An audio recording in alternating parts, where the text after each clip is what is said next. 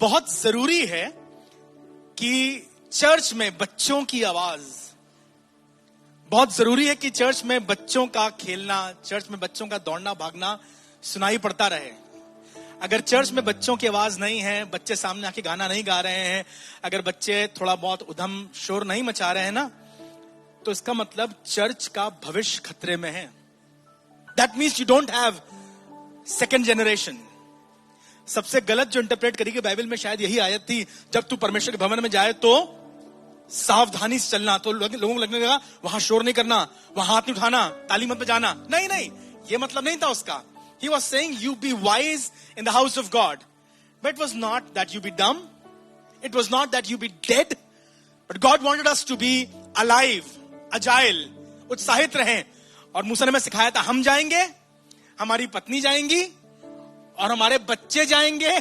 और उसकी तो कमाल की बात है, कह लेंगे हमारे जानवर भी जाएंगे। बाहर चर्च के बाहर 3-4 लोगों की जिम्मेदारी है, कुत्तों को संभालने की, बिल्लियों को संभालने की, तोतों को संभालने की। अच्छी बात है कि हम अपने पूरे खानदान के साथ अपने खुदा की इबादत करें। सो कोशिश कीजिए कि हमारे बच्चे खुदा के घर में आए। हमारे बच्चे, जो आप सामने टीम देख रहे थे ना, फौज देख रहे थे, ये वही है जो यहाँ खेलती कूदती बड़ी हुई है।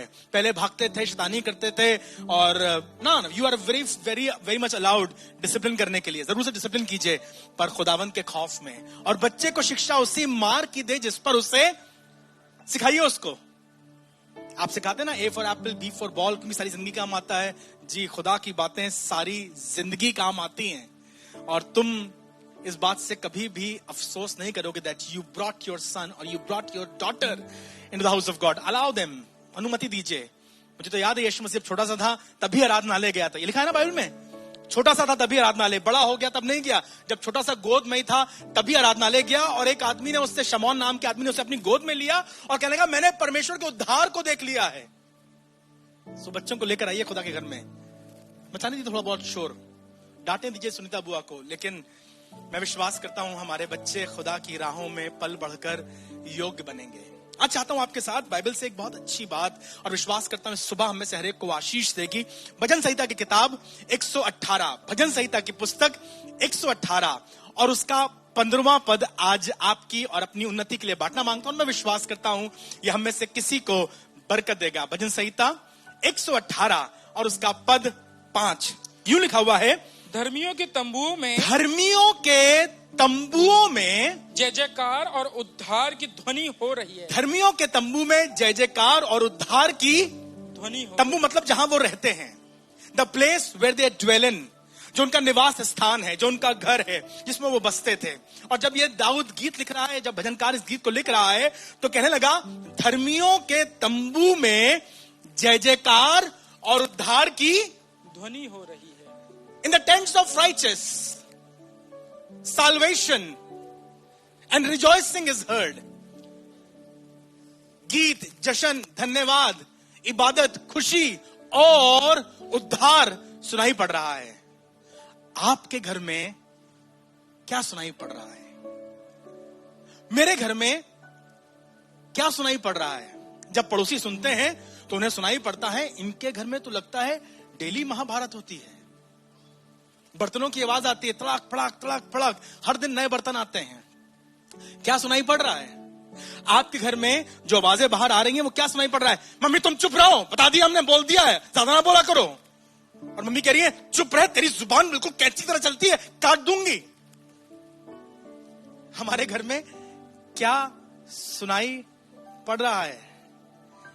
हमें क्या मालूम? अरे कभी सुनिए तो, जिस तरह से आप बात करते हैं ना, जिस तरह से आप व्यवहार करते हैं, जिस तरह से मैं बात करता हूं, जिस तरह से पत्नी बात करती है, जिस तरह से पति बात करता है, जिस तरह से बच्चे बात करते हैं, और घर के कुत्ते भी गाली बकते हैं। क्या सुनाई पड़ रहा है? वो चाहता है कि धर्मियों के तंबू में क्या सुनाई पड़े? संडे को हमारे घर में सुबह से गाने बज जाते हैं, परम पिता की हम स्तुति गाएं, और मंडे को और ट्यूसडे को ना, उस दिन के गाने मत पूछिए, उस दिन के गाने बड़े भयानक होते हैं। अगर सुन ले कोई तो डर के भाग जाए, कभी घर ना आए। I am not talking about worshipping God on Sunday mornings, and I am not talking about worshipping God on the day of fasting, पर मैं बात कर रहा हूं उस दिन की जब हमारे घर में सुख हो, दुख हो, बिटिया की शादी हो, बेटे का जन्मदिन हो, हमारे घर में जीत हो और हार हो, जब ढेर सारा खाने को हो और जब खाने की घटी हो, तो दबाव मैं चाहता हूं, मेरी दुआ यह है कि मेरा घर तंबू, मेरे घर में धर्मियों के समान जय जयकार और उद्धार की ध्वनि होती रहे। एक मिनट रुक करके,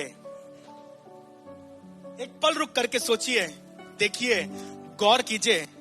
देखिए, ये अपने आप ऑटोमेटिकली नहीं होता है कि धर्मियों के यहां 2 कीबोर्ड रखे रहे और 2 आप ड्रम खरीद लीजिए और जैसे ही आप सुबह उठेंगे ढिंचक ढिंचक ढिंचक ढिंचक ढिंचक परम पिता, ऐसा नहीं होगा। ये तो कॉशियस एफर्ट है जो आपको करना पड़ेगा सुबह उठ करके, इससे पहले कि अपना आप फोन निकालें और फोन में सुने माय पेशेंस इज वेनिंग और कोई और गाने ना, उससे पहले आप अपने घर में सुन सकें, प्रभु महान विचारियों कार्य तेरे अद्भुत, कितने अद्भुत हैं खुदावन, हमें सिखा ताकि हम अपने घर में तेरी हमद और सना कर सकें। धर्मियों के तंबू में जय जयकार और उद्धार की। अच्छा, एक मिनट रुकिए और सोचिए थोड़ी देर, मेरे घर में क्या सुनाई पड़ता है जब मेरी आंख खुलती है? तो क्या सुनाई पड़ता है? अरे हम क्या बताएं, हमारे पापा इतने झक्की टाइप के हैं ना कि वो सुबह आंख खुलती है तो चिल्लाते हुए उठाते हैं हमें, क्योंकि उठे अब उठते हुए 11:30 बज गया है। तुम्हें क्या लगता है, पापा गोदी में लेके कहेंगे मेरा प्यारा बेटा उठ जाना, पापा की परी उठ जाना, बिटिया अब नाश्ते का समय खत्म हो गया है, अब मम्मी दाल चावल चुन रही हैं दोपहर के खाने के लिए, अभी तुम उठे नहीं हो तो क्या होगा? हमारी जब आंख खुलती है ना तो हमारे घर में झगड़ा हो रहा होता है, क्योंकि पापा चिल्ला रहे होते हैं तुम ठंडी चाय लेके आई हो, वो कह रही है 3री बार गर्म करी है। और मम्मी का क्या कहना, मम्मी तो सुबह से जो किड़किड़ चालू करती है, अगर ओलंपिक्स में चली जाए और कभी वहां पर किड़की का एक कोई खेल हो जाए तो मम्मी को डबल गोल्ड मेडल मिलेगा, क्योंकि हमारी मम्मी सुबह से उठती हैं, झाड़ू लेती हैं, जैसे से उनका हाथ चलता है वैसे वैसे उनका मुंह चलता है। इस घर में तो मैं आ गई, मेरी जिंदगी बर्बाद हो गई है, मैं क्या करूं, मैं कहां भाग के जाऊं? इस घर में बाप भी वैसे ही, बेटा भी वैसे ही, बीवी भी वैसे ही, बच्चे भी वैसे ही। अरे ये घर में क्या बताए, क्यों? क्योंकि हमने अपने घर में जय जयकार और उद्धार की नहीं, हाहाकार की ध्वनि मचा रखी है। मेहमान आते हैं, कहते हैं हम लोग 3 दिन रुकेंगे, एक दिन बाद कहते हैं हमने रिजर्वेशन करा लिया है, घर में कुछ इमरजेंसी आ गई है, क्योंकि लग रहा था उनको यहां ज्यादा बड़ी इमरजेंसी है, यहां तो राष्ट्रपति शासन लागू है, इमरजेंसी है। पर आज खुदा बाप हम चाहते हैं हमारा घर, प्रभु मेरा घर, the house that is very beautiful, you've spent a lot of money in that house, nice painting, everything is absolutely A class, पर हम अपने घर में माहौल इतना मनहूस बना रखा है कि उसमें जय जयकार की ध्वनि होती नहीं है, हाहाकार सुनाई पड़ता है। हमारे घर में पुलिस का आना तो ऐसा है जैसे चाय पीने हमारे दोस्त आते हैं, क्योंकि हर बात में कभी पति फोन करता है 108, और 108 तो एम्बुलेंस होती है ना, पति फोन करता है कभी 108 कोई मुझे बचा ले, और कभी पत्नी फोन करती है 110 ले जाओ इस आदमी को। पर आपको मालूम, लिखा हुआ बड़ा अच्छा, भजन संहिता 118 उसका 15वां पद, आधा ही पढ़ा है आपने, धर्मियों के तंबू में जय जयकार और उद्धार की ध्वनि हो रही है, यहोवा के दाहिने हाथ, और यहोवा के दाहिने हाथ से पराक्रम का काम। You want to see the hand of God working in your life? आप चाहते हैं खुदावंत का पराक्रमी हाथ तुम्हारे घर में काम करे? उसके लिए तुम्हें वातावरण बनाना पड़ेगा। खुदा का पराक्रमी हाथ काम तब तक नहीं कर पाएगा जब तक तुम्हारे घर में स्तुति, आराधना, धन्यवाद, परस्तिश नहीं होगी। शिकायत करते हो हम क्या बताएं, हम तो चर्च जाते हैं, हमारे घर में कभी बरकत आती नहीं है। अरे कैसे बरकत आए? तुमने अपने घर को बरकतों के लिए बंद कर रखा है और श्रापों के लिए खोल रखा है। अपने घर से धन्यवाद, स्तुति उठने दो। अरे बचपन से गीत गाते आए हो ना, स्तुति आराधना, तो बरकतें नीचे आती हैं। अगर स्तुति आराधना नहीं जाएगी तो बरकतें नहीं आएंगी। अगर हर समय रोना, कुड़कुड़ाना, दांतों का पीसना ऊपर जाएगा तो आसमान से फिर तुम्हारे घर में सिर्फ नरक ही नरक दिखाई पड़ेगा। Try, make a cautious effort कि हमारे घर में स्तुति आराधना उठ सके, हमारे घर में, हमारा घर धर्मियों का घर बन सके जहां पर स्तुति आराधना और धन्यवाद किया जा सके। क्या लिखा बाइबल में? जहां कहीं सिर्फ 2 या 3 जमा होते हैं, नहीं, जहां कहीं सिर्फ 2 या 3 परमेश्वर के नाम से, आओ बैठे दुआ करते हैं। आओ हम लोग आज खुदा कलाम पढ़ेंगे। इससे पहले कलाम पढ़ें, हम लोग एक गीत छोटा सा गाते हैं। प्रभु का धन्यवाद करूंगा। उसकी संगति में गीत गाने के बाद कलाम पढ़ रहे हैं, जब आप गीत गाते हैं, आराधना करते हैं, बाइबल कहती है जहां कहीं 2 या 3 मेरे नाम से जमा होते हैं, मैं उनके बीच में। मुझे ऐसा लगता है जब आप आराधना कर रहे होते हैं ना, आपकी आराधना ऊपर जाती है, फरिश्ते सुनते हैं कहां से हो रही है, फरिश्तों की टोली आगे खड़ी हो जाती है, इस घर में आराधना हो रही है। यीशु मसीह आ जाता है, कहता है इस घर में लोग मेरा नाम ले रहे हैं, मैंने वायदा किया है, and I have to fulfil my promise that I be in their house. और जहां वो आएगा, बरकतें तो अपने आप चली आएंगी। फरिश्ते मंडराते हैं, उड़ते फिरते रहते हैं, पर मेरी दुआ यह है जब तुम्हारे घर से स्तुति आराधना उठे तो फरिश्ते आके खड़े हो जाएं। We want to bless this house. हम इस घर को बरकत देना चाहते हैं, हम इस घर को आशीष देना मांगते हैं। Your worship attracts the angels of heaven. Your worship attracts God of heaven. Your thanksgiving allows him to bless you and you bless your family.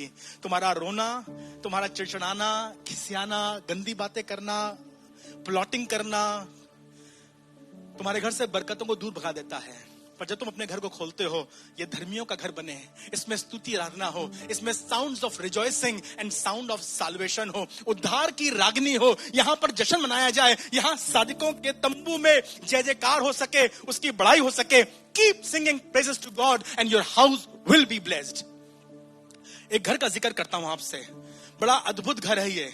Bible में इस घर का जिक्र है, इसका मतलब ये घर इंपॉर्टेंट होगा। मरकुस की किताब, उसका 5वां अध्याय निकालिएगा। बुक ऑफ मार्क चैप्टर 5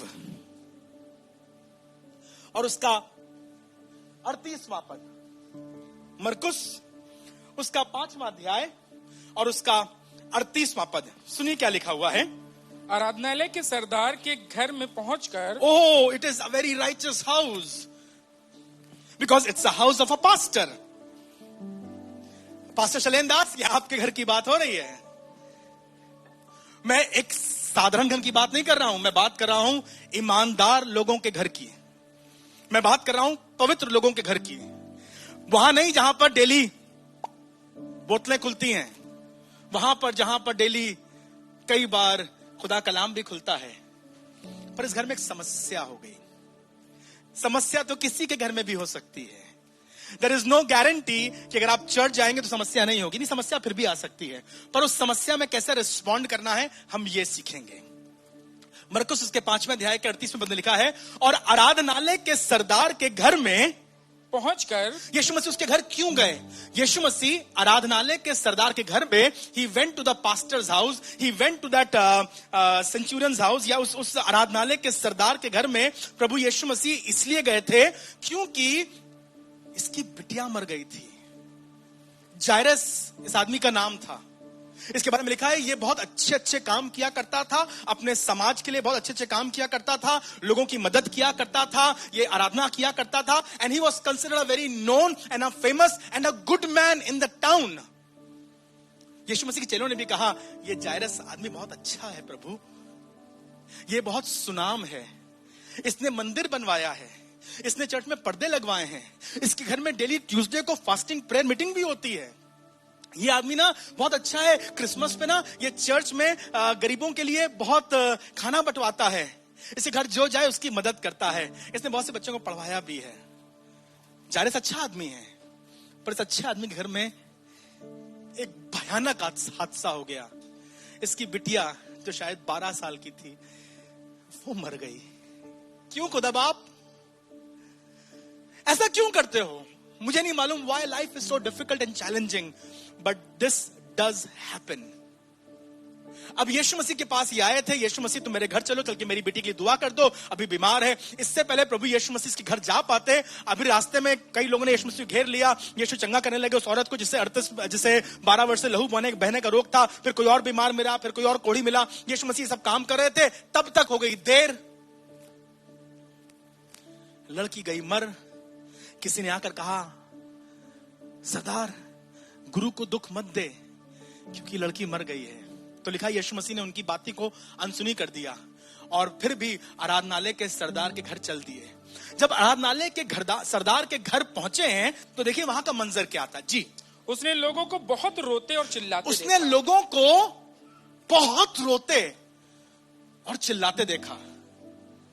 एक धर्मी के घर में एक सेवक के घर में परिस्थितियां बिगड़ जाती हैं। And I'm not saying you're not allowed to cry. Cry. It's an emotion from God. खुदा के घर में आके रोते हो, अपने घर में रो, पर चाहता हूं उस रोते वक्त गंदी बातें तुम्हारी जुबान से ना निकलें। रोते वक्त तुम्हारे मुंह से श्राप ना निकले। रोते वक्त तुम्हारी आंखों से आंसू तो बहे, पर ईमान ना निकल जाए। बहुत रोते और हुल्ला मचाते देखा, चिल्लाते देखा। अगर आप पढ़ेंगे मत्ती 9वें अध्याय में तो वहां लिखा है बांसुरी वाले बुलाए गए थे, और वो रुदाली लोग और बांसुरी बजाने वाले लोग, they were hired and they were invited and paid and rented to come and cry for them। हमारे अंदर तो रोने की ताकत नहीं रह गई है।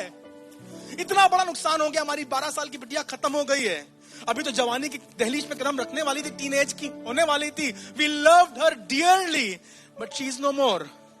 घर वाले रो रहे हैं, मोहल्ले वाले रो रहे हैं, समाज वाले रो रहे हैं, माँ रो रही है, नौकर रो रहे हैं, छोटे छोटे दोस्त यार बच्चे जो वहां बैठे हैं स्कूल के, वो सब रो रहे हैं, और बांसुरी बजाने वाले आए हैं, हुल्ला मचा रहे हैं, रो रहे हैं। यीशु मसीह ने देखा इस घर का मंजर बड़ा अजीब था। उसने कहा, yes I am here to perform a miracle, but before I would perform a miracle, इससे पहले my hand would work a प्राकर्मी काम in this house, I need to rectify some things. इससे पहले कि मैं इस घर में एक आश्चर्य कर्म करूं, इससे पहले कि मैं इस घर में एक मुर्दे को जिंदा करूं, इससे पहले कि मैं इस घर में आशा को फिर से संचालित करूं, इस घर में इससे पहले कि मैं एक चमत्कार करूं, पहले जरूरी है यहां का माहौल सही किया जाए। क्यों? तुम नहीं कर सकते उस माहौल में ना खुदा के काम को मजा नहीं आती है। उस माहौल में खुदा के काम को तरजीह नहीं दी जा रही है, क्योंकि रोने वाले बैठे हैं, आंसू बहाने वाले बैठे हैं, शिकायत करने वाले बैठे हैं, चिल्लाने। क्या फायदा हुआ सेवा करके? देख लिया तुम्हारी बिटिया मर गई, गए थे यीशु के पास दुआ कराने, क्या मिला? अरे दवाई करा लेते, अस्पताल ले जाते, वहां भाग जाते। सब तरह की गंदी गंदी बातें लोग कह रहे थे। You have to be very very very very careful. तुम्हारा एसोसिएशन किसके साथ है? कहीं ऐसा ना हो कि ये दुष्ट लोग बाहर से आकर के तुम्हारे घर के वातावरण को, तुम्हारी इबादत को, तुम्हारे धन्यवाद को तुमसे छीन लें और तुम्हारे घर में रोने और मातम का माहौल बना दिया जाए। बुआ जी को प्यार कीजिए, पर जब वो गंदी बातें करने लगे ना, कहिएगा माफ कीजिएगा बुआ जी, हमारे घर में ऐसी गंदी बातें ना कीजिए, ये घर खुदा का घर है। बिटिया मर गई है, हाँ मर गई है। दाऊद से मैंने सीखा है, अय्यूब से, खुदा ने दिया, खुदा ने लिया, खुदा का नाम मुबारक हो। मुझे दाऊद ने सिखाया है, कहने लगा अब वो बच्चा तो लौट के नहीं आएगा, पर मैं उसके पास, मालूम ये कौन थे? ये वो लोग थे जिन्होंने कसम खाई थी कि हमारा घर धर्मियों का घर बना रहेगा, और इसमें जय जयकार और उद्धार की ध्वनि सुबह शाम हर पल खुदावंद हमारे घर में जय जयकार उद्धार की ध्वनि हो। मालूम क्या लिखा हुआ? पढ़िए भैया क्या लिखा हुआ है। जब यीशु मसीह ने देखा कि वहां पर बहुत से लोग हुल्ला मचा रहे हैं, आफत कर रहे हैं, तुम क्यों हल्ला मचाते और रोते हो? तो यीशु मसीह कहने लगे, तुम क्यों हल्ला मचाते और रोते हो? लड़की मरी नहीं, लड़की मरी नहीं परंतु सो रही है। क्या बात कर रहे हो? 2.5 घंटा हो गया है। वैद्य जी आए थे, सर्टिफिकेट देके चले गए हैं। तुम कह रहे हो लड़की मरी नहीं, सोती है। तो क्या लिखा हुआ है? वे उसकी हंसी करने लगे। तो वो लोग यीशु मसीह पर ईमान, ये क्रिश्चियन लोग पागल होते हैं, ये सनक गए हैं। उसकी हंसी करने लगे। मैं धन्यवाद करता हूं, जीसस न्यू द पैटर्न। लिखा है उसने हुल्लड़ करने वालों को, परंतु उसने सबको निकाल कर कभी कभी, सुनिए ध्यान से, कभी कभी as a believer you have to send some people out of your life. अच्छी भाषा में कहना मांगता हूं, प्लीज किक देम आउट, क्योंकि ये तुम्हारे ईमान को खराब कर रहे हैं, तुम्हारे विश्वास को तोड़ रहे हैं। यीशु मसीह आए और मालूम क्या कहने लगे? निकालो उनको यार, ये तमाशा कर रहे हैं, रो रहे हैं, इन्हें कोई मतलब नहीं है, तुम्हारी बिटिया को प्यार नहीं करते, इन्हें पैसा मिलेगा इसलिए रो रहे हैं, और पैसा दोगे और रोएंगे, क्योंकि इन्हें तुमसे फायदा है। इसलिए आज तुम्हारे सामने आंसू बहा रहे हैं, दहाड़े मार रहे हैं, चूड़ियां तोड़ रहे हैं। इन्हें बाहर निकालो। उन्हें बाहर निकाल दिया गया, बांसुरियां बंद हो गई, हुल्लड़ मचाने का शब्द बंद हो गया। उसने अपने चेलों को साथ में लिया। अब मैं धन्यवाद करता हूं, ये घर आराधनालय के सरदार का घर इबादत का घर बन गया. Because some righteous people, because some godly people, because some faithful people walked into the house. और प्रभु यीशु मसीह ने कहा, कहां है वो बिटिया? उन्होंने कहा, वो वहां पड़ी हुई है. यीशु मसीह गया और उसे छुआ और कहा, तलीता कूमी. और बाइबल कहती है, और वो लड़की उठ बैठी. हालेलुया. मैं धन्यवाद करता हूं प्रभु यीशु मसीह, आज भी किसी घर के मुर्दे को, जिसके रिश्ते मर गए हैं, जिसका बिजनेस मर गया है, फाइनेंस मर गया है, जिंदा करना चाहता है. पर तुम उन लोगों को जो फालतू में आकर रोग आ रहे हैं, तमाशा कर रहे हैं, बाहर निकाल दो और तुम्हारे घर में खुदावंद यीशु मसीह जय जयकार और उद्धार भरना चाहता है. धर्मियों के तंबू में जय जयकार और उद्धार की ध्वनि हो रही है. और परमेश्वर के दाहिने हाथ से पराक्रम का काम हो रहा है. You want to see the hand of God working in your life. You want to see hand of God being triumphant in your life. आप चाहते हैं उसका आश्चर्यकर्म तुम्हारे घर में, तुम्हारे खानदान में, तुम्हारे परिवार में हो सके, तो अपने घर में आराधना का माहौल बनाओ. अपने घर में इबादत उठने दो. अच्छी बात है तुम्हारे बच्चे Jack and Jill went up the hill to fetch a pail of water गाते हैं. तुम्हारे बच्चे, अच्छी बात है. हिंदी में कौन सी कविता है बताइए कोई जल्दी से कविता. चंदा मामा दूर के पुए पकाएं, बूर के आप खाएं, थाली में मुन्ने को खिलाएं. सीखें तो बहुत अच्छी बात है, पर जरूर से वो ये भी सीख सकें, प्रभु का धन्यवाद करूंगा. ये भी सीख सकें घुमा घुमा के. वो सीख सकें चट्टान पर बुद्धिमान ने बनाया अपना. और जोर की बारिश आई. आने दो बारिशें. जब तुम्हारे घर से आराधना स्तुति उठती होगी ना, तो चाहे कितनी बारिश आए, कितनी टक्करें लगे, ये नन्हे नन्हे घर इतने मजबूत हो जाएंगे कि नहीं गिरेंगे.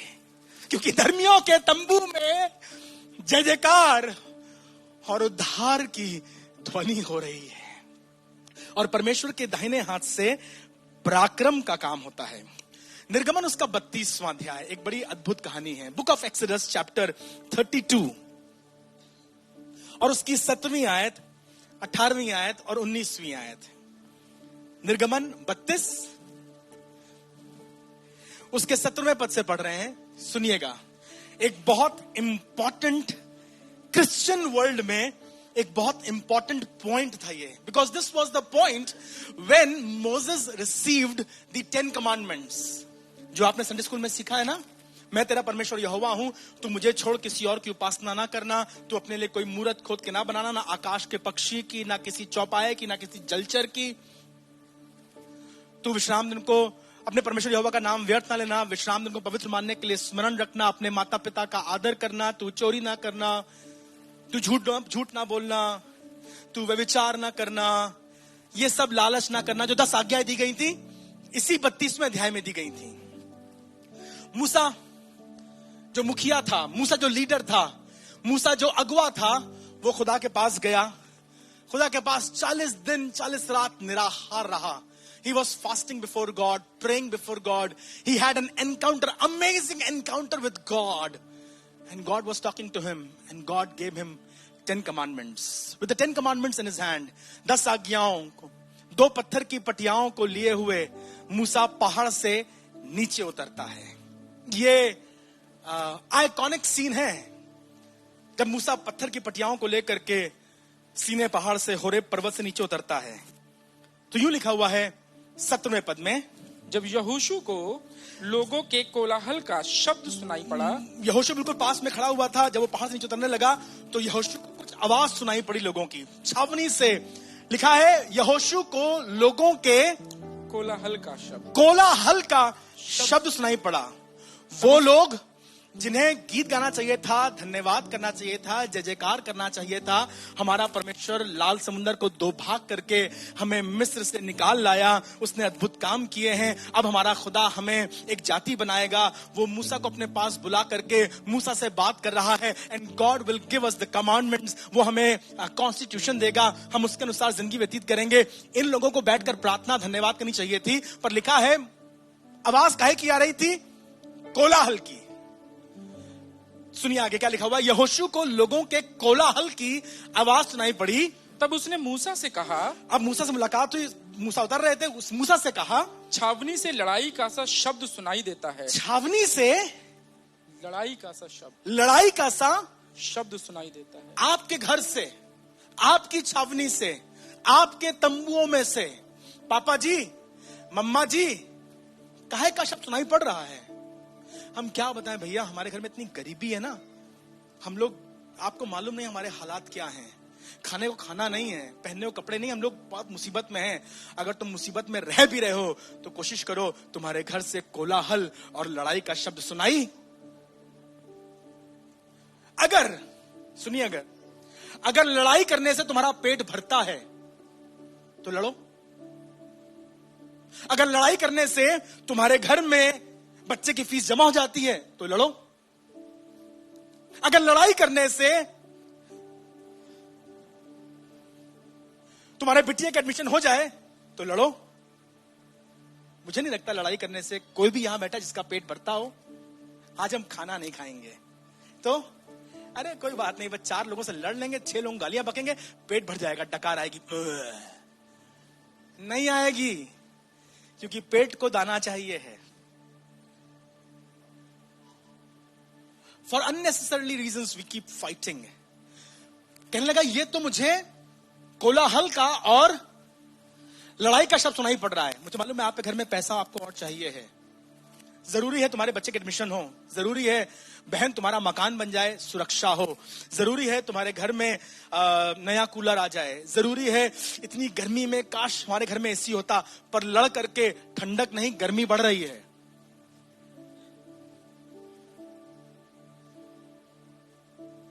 कोशिश करो हमारे घर से लड़ाइयों का शब्द कम हो जाए, शब्द उठे तो जय जयकार की रागनी हो।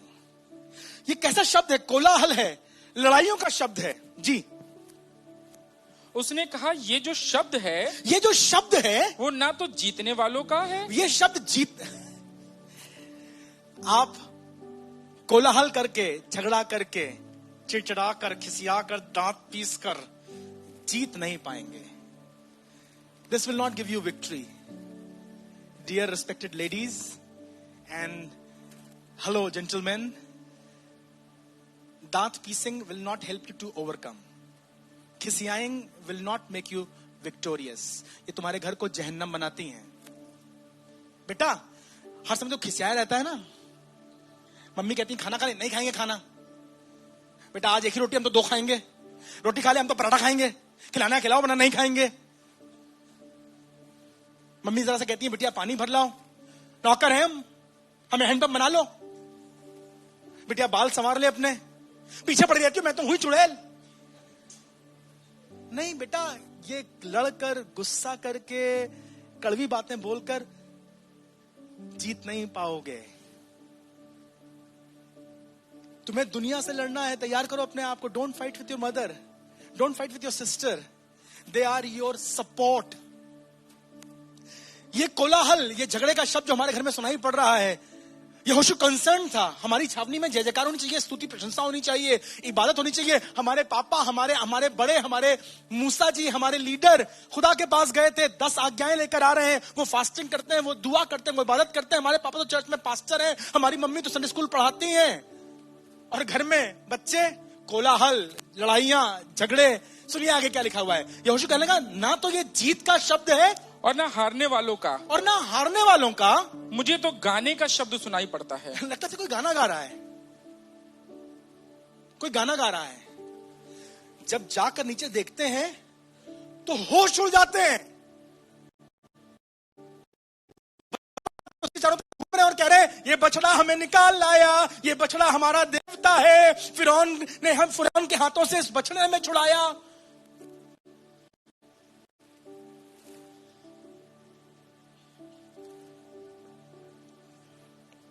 अगर आपके घर से जय जयकार की और उद्धार की नहीं उठ रही है तो माफ कीजिएगा, बहुत देर नहीं है that you will start following gods that are not even gods.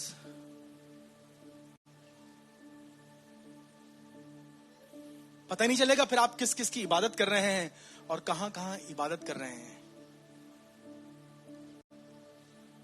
बछड़े की पूजा कर रहे थे, मूसा गुस्सा हो गया, इतना गुस्सा हो गया कि उसने 10 आज्ञाओं की तख्तियों को तोड़ दिया।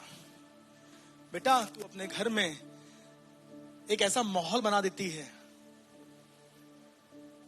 डियर पत्नी, तुम अपने घर में एक ऐसा माहौल बना देते हो, तुम्हारे घर में इबादतें बंद हो गई हैं, दुआ बंद हो गई है। क्यों? आदमी दुआ करना चाहता है, वो औरत चाहती है चर्च जाना, लेकिन जो वातावरण क्रिएट कर दिया गया ना, सब कुछ मन करता है जला दो बाइबल, फेंक दो इसे। क्यों? क्योंकि हमारे घर में इबादत का माहौल ही नहीं। धर्मियों के तंबू में जय जयकार और उद्धार की, यहां बैठा एक एक शख्स रिस्पॉन्सिबल है कि मेरा घर धर्मियों का घर हो, ताकि खुदावंद अपने पराक्रमी हाथ से मेरे लिए अद्भुत काम कर सके। खत्म करना मांगता हूं जल्दी से इस आखिरी उदाहरण के साथ। दाऊद जो खुदा का खादिम है, बड़ी तमन्ना करके, बड़ी आरजू करके वाचा के संदूक को वापस लेके आना मांगता है। He wanted to bring the Ark of the Covenant back into Jerusalem. यरूशलेम से छिन गया था, दूर रखा हुआ था। आपको याद हो तो सैमुएल के जमाने में वाचा का संदूक चला गया था, उठा कर ले गए थे फिलिस्तीनी लोग, और तब से वाचक संदूक मारे फिर रहा था। पिछले 25 सालों से यरूशलेम ने और यरूशलेम के लोगों ने वाचक के संदूक को नहीं देखा था। जब दाऊद राजा बना तो उसकी प्रायोरिटीज में से एक था कि मैं वाचक के संदूक को वापस लेकर आऊंगा। He was desirous of the presence of God. Okay, a day was finalized. We will bring the Ark of the Covenant back. वाचा के संदूक को बहुत तैयारी के साथ, गाते हुए, नाचते हुए वापस लेकर आ रहे थे। अब दाऊद से एक चूक हो गई। हालांकि वाचा का संदूक हमेशा लेवी लोगों के कंधों पर आया करता था, क्योंकि परमेश्वर ने लेवी कौम को चुना था, उनके कंधों पर आए। दाऊद से गलती क्या हुई? दाऊद ने एक नई गाड़ी बनवाई, नई बैलगाड़ी, एक जवान बैलों को लिया और बैलगाड़ी पर हाँकते हुए वाचा का संदूक गीत गाते हुए, नरसिंह बजाते हुए लेकर आ रहे थे। अचानक से चलते चलते बैलों ने ठोकर खाई और ऐसा लगा कि वाचा का संदूक गिर जाएगा। उसका ढक्कन खुल गया, वो गिरने लगा। एक आदमी जिसका नाम उजा था, उसने लपक करके वाचा के संदूक को पकड़ लिया। जैसे ही ठोकर लगी तो उसने दौड़ करके वाचा के संदूक को पकड़ लिया, कहीं ऐसा ना हो कि वाचा का संदूक गिर जाए। जैसे उसने वाचा के संदूक पर हाथ लगाया, क्योंकि नियम था इसे लेवियों के अलावा कोई और छू नहीं सकता है, वाचा का संदूक तो रुक गया, पर उज्जा गिर पड़ा और वहीं on the spot he died. पूरा इस्राएल देश सन्न हो गया। यह खबर आग की तरह फैल गई कि उज्जा ने वाचा के संदूक को छुआ और परमेश्वर क्रोध में है और परमेश्वर ने उज्जा को वहीं मार डाला। सब लोग डर गए, एक कदम आगे नहीं बढ़ रहे हैं। दाऊद जिसके अंदर बड़ी इच्छा थी, तमन्ना थी वाचा के संदूक को खुदा के घर में लाने की, यरूशलेम में लेके आने की, पीछे हट गया। कहने लगा, मैं वाचा के संदूक को लेके नहीं जाऊंगा, मैं वाचा के संदूक को लेके नहीं जाऊंगा, इसमें मौत है, this is terrifying, I can not do it. उज्जा के खानदान के लोग और वो लोग जो बैलगाड़ी चला रहे थे, आसपास खड़े थे, सब घबरा गए, सब दूर हट गए। We cannot handle this. This is too much for us. वहां एक आदमी था, उसका नाम ओबेदोम है। निकाल के अगर पढ़ेंगे आप 2 सैमुएल उसका 6 अध्याय और उसके 8वें पद से पढ़िएगा। 7वें पद में उज्जा छूता है, मर जाता है, गिर जाता है। दाऊद कहता है, अब मैं वाचा के संदूक को अपने घर लेकर नहीं जा सकता हूं। कहीं मेरे घर में कोई मर गया तो, कहीं मेरी कोई बेटी मर गई तो, कहीं मेरा बेटा मर गया तो मैं क्या करूंगा? तब लिखा हुआ है, तब दाऊद अप्रसन्न हुआ जी, इसलिए कि यहोवा उज्जा पर टूट पड़ा था और उसने उस स्थान का नाम पेरेसुज्जा रखा, अर्थात परमेश्वर ने उज्जा को मार डाला। जी, ये नाम आज के दिन तक विद्यमान है। आगे, और उस दिन दाऊद यहोवा के डर से कहने लगा, यहोवा का संदूक मेरे यहाँ कैसे आए? इसलिए दाऊद ने यहोवा के संदूक को अपने यहाँ दाऊदपुर में पहुंचाना ना चाहा। अरे बाप रे बाप, उसने खुदा की हुजूरी को, उसने वाचा के संदूक को, he knew everything, the importance, the value, the purity, the aura of the ark of the covenant, उसकी पवित्रता को जानता था। नहीं चाहिए हमें। तो क्या हुआ? परंतु गतवासी, परंतु वाचा का संदूक जो इस समय खेत में था, रास्ते में था, राह पर था, उठाकर, मुझे मालूम नहीं कैसे किन लोगों ने उठाया, पर उठा करके पास में ही एक गतवासी ओबेदोम के यहाँ पहुंचाया। ओबेदोम के घर पर। अब सुनिए कहानी क्या है। हम लेकर उसे वहां से आ रहे थे ताकि यरूशलेम ले जाए।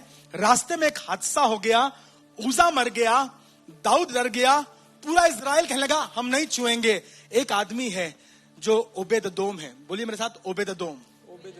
नाम बहुत मशहूर नहीं है इसका, पर इसका काम बड़ा मशहूर है। और मेरी दुआ यह है कि यहां बैठा एक एक शख्स ओबेदोम की तरह विश्वास योग्य और धर्मी हो जाए। अब कोई छूने को तैयार नहीं है। दाऊद ने कहा हम नहीं लेके जाएंगे। उजा के खानदान से कोई कह रहा है हम नहीं छुएंगे, हमारा भाई मर गया है, हमारा बेटा मर गया है। इजराइल के सारे सेनापति, अधिकारी, पवित्र लोग और यहां तक कि भविष्यवक्ता भी उसे छूने को तैयार नहीं है। अब नातान भी नहीं आ रहा है और गाद भी नहीं आ रहा है। There is nobody who is saying I will take care of the ark. पर मैं धन्यवाद करता हूं, एक आदमी है जिसका नाम ओबेदोम है। मुझे मालूम नहीं किन परिस्थितियों में, किन हालातों में, दबाव में, खुशी से, इज्जत से, विश्वास से इसने कहा यहां मत छोड़ो, इसे यहां मत छोड़ो, मेरे घर में रख दो। मेरा घर उतना पवित्र नहीं है, मेरा घर उतना अच्छा नहीं है, लेकिन मेरे घर में रख दो इसे उठा करके। पता नहीं कैसे डरते डरते कैसे लोगों ने उसको उठाया और लाके वाचा का संदूक ओबेदोम के घर में रख दिया गया। वाचा का संदूक ओबेदोम के घर में रख दिया गया। धर्मियों के तंबू में उद्धार और जय जयकार की। ओबेदोम गती था, गत का रहने वाला था, जहां का गोलियत था, पर था ये एक Levi. He said I am ready to take the challenge and I will have the presence of God in my house. वहां चर्च बंद हो गया है, उन्होंने कहा यहां मत करना, मेरे घर में कर लीजिए। वहां इबादत नहीं हो रही है, मेरे घर में कर लीजिए। मेरे घर में आराधना होगी, मेरे घर में दुआ होगी, मेरे घर में इबादत होगी।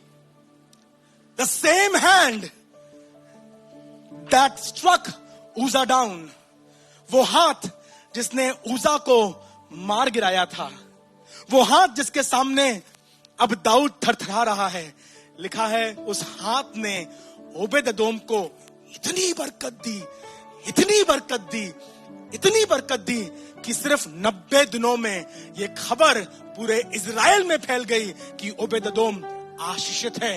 उसका बच्चा, उसके जानवर, उसका खेत, उसका खलियान और जो कुछ ओबेदोम का है वो बरकत पा रहा है। धर्मियों के तंबू में जय जयकार और उद्धार की ध्वनि हो रही है।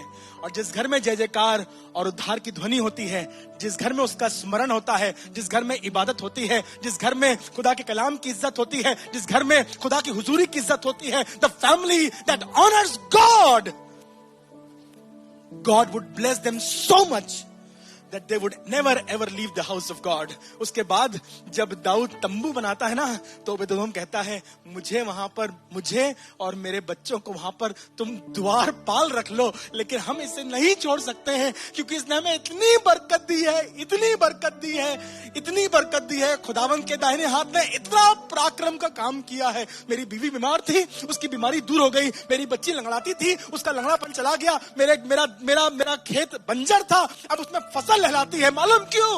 क्योंकि धर्मियों के तंबू में जय जयकार और उद्धार की। आइए अपनी आंखों को बंद करें आज और उससे कहें प्रभु मेरे घर को धर्मियों का घर बना दे, प्रभु मेरे घर को जय जयकार से भर दे, प्रभु मेरे घर को उद्धार से भर दे, ताकि तेरे पराक्रम का काम। I have tried to fill my house with so many different things. I have bought the paintings from far. I have tried to beautify my house with all the new materials that are available. मैंने अपने घर में बहुत अच्छी putty करवाई है, मैंने अपने घर में बहुत अच्छा कारपेट लगवाया है, मेरे सोफे बड़े सुंदर और चमकदार हैं, उसमें कार्विंग करी गई है। उन्हें मैं सहारनपुर से लेकर आई थी, पर खुदावंद ये सब कुछ अधूरा है अगर तू मेरे घर में ना हो। मैं चाहता हूं मेरा घर धर्मियों का घर बन जाए, जिसमें जय जयकार गूंजे, उद्धार गूंजे, स्तुति प्रशंसा गूंजे, ताकि तेरा दाहिना हाथ मेरे घर में काम कर सके। आज मैं प्रार्थना कर रहा हूं तुम्हारे घर से सिसकियां, यायर के घर से रोना, बांसुरी बजाने वालों का मातम करना और हुल्लड़ करने वालों का हुल्लड़ दूर हो जाए और तुम्हारे घर में जय जयकार हो सके। तुम्हारे घर में एक बार फिर से नजात की रागनी गूंजे, तुम्हारे घर में एक बार फिर से तुम्हारी बच्ची हंसने लगे, तुम्हारी पत्नी के आंख से आंसू पोंछे जाए। अगर खुदा का काम, खुदा का हाथ तुम्हारे घर में होगा, जय जयकार को अपने घर में आने दो। Allow God's presence and allow praise and worship. Allow thanksgiving to abide in your house. You don't have a good voice? Hardly matters.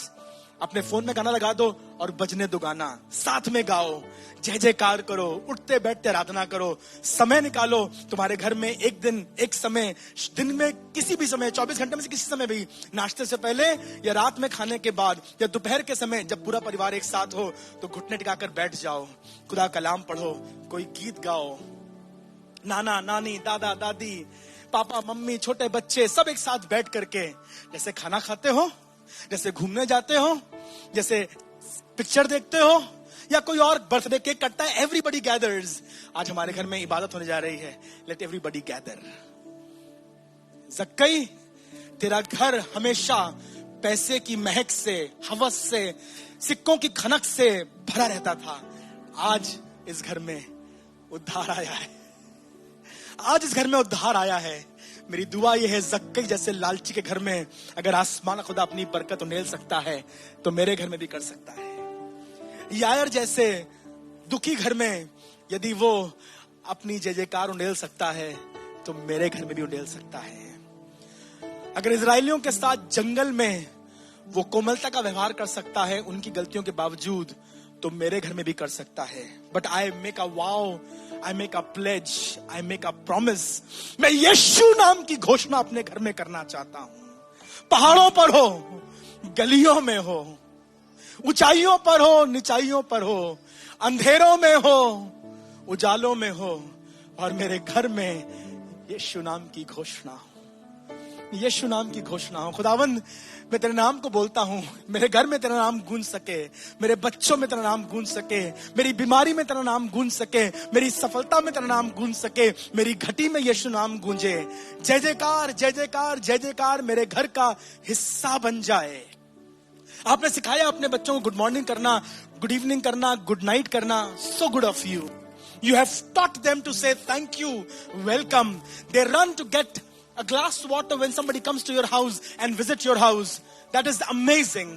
तुम्हारे बच्चे बहुत एटिकेट्स और मैनर्स वाले हैं, पर मेरी दुआ यह है तुम्हारे बच्चे इबादत वाले बन जाएं। जब कोई आए तो वो हाथ बढ़ा के कहें प्रेज द लॉर्ड। जब कोई आए और दुआ करे तो वो उठ के अपने कमरे में ना चले जाएं टीवी देखने के लिए या छत पर टहलने के लिए, वो घुटने टिकाकर वहां बैठ सके। प्रभु हमारा घर धर्मियों का घर हो, प्रभु मेरा घर रास्तबाजों का घर हो, मेरा घर प्रभु सादिकों का घर हो, और इसमें जय जयकार और उद्धार की रागनी हो। दया कर प्रभु, दया कर।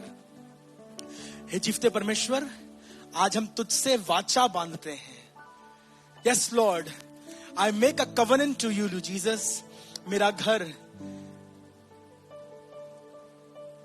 धर्मियों का घर, जिसमें जय जयकार और उद्धार हो, ऐसा घर बनाने का मैं हर दिन कोशिश करूंगा।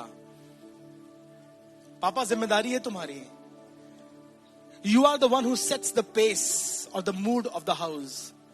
मम्मा, आप अपने घर को, बाइबल में लिखा है बुद्धिमान स्त्री अपना घर बनाती है। कैसा बनाती है, अब ये तुम पर निर्भर करता है। तुम चाहो तो अपने घर को लड़ाई का मैदान बना दो, तुम चाहो तो अपने घर को a stage of arguments बना दो, तुम चाहो तो अपने घर को पंजा लड़ाने का एक अरीना बना दो, और तुम चाहो तो अपने घर को जन्नत बना सकती हो। बेटा, तू बहुत कोशिश करता है अपने स्कूल में अपनी पहचान बनाने की, तू बहुत कोशिश करता है बाहर सबको हंसाने की। कभी कोशिश कर तेरे कारण तेरे पापा के चेहरे पर और तेरी मम्मी की होठों पर मुस्कुराहट आ सके। यू ड्रेस सो ब्यूटिफुली कि सब लोग कहते हैं तू बहुत अच्छी है, तू बहुत सुंदर है। बिटिया कभी तेरी माँ भी कह सके तुझे सीने से लगाकर, तू बहुत अच्छी और बहुत सुंदर है। जब शायद तू बहुत रंगीन, बहुत महंगे कपड़े ना पहने हो, जब तेरे बाल बहुत संवर के ना बने हो, शायद तेरे बालों से कभी कभी बदबू भी आ रही हो, तब भी तेरी माँ तुझे गले लगा के कहे, जब मैं बीमार थी तूने रोटी बनाई। आई लव यू बेटा। आप अपने घर को जय जयकार, उद्धार और धन्यवाद से भर सकते हैं। कहिए, आई विल टेक रिस्पॉन्सिबिलिटी, ताकि खुदावंद के पराक्रम का काम मेरे घर में हो सके। प्रभु हम पर दया कीजिए और अपने पराक्रम के काम हमारे घर में प्रकट कीजिए। प्रभु यीशु मसीह नासरी के नाम से एक साथ कहेंगे। खुदा आपको बरकत दे और खुदावंद की आशीष हमारे घरों में, हमारे खानदानों में बनी रह सके।